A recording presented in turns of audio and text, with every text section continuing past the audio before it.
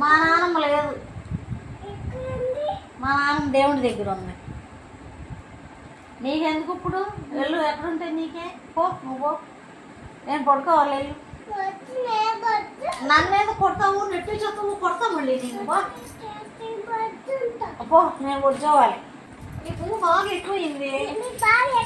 ఎక్కడ ఎక్కడ ఎక్కడ ఎక్కడ ఎక్కడ ఇక్కడ ఈ బాబు ఎక్కువైంది ఎక్కువైంది ఎక్కువైపోయింది. ఏమండి తీసుకెళ్ళి గేట్ బయట దింపేసి గేట్ వేసి రండి. ఎదురు తిరిగి కొడుతుంది.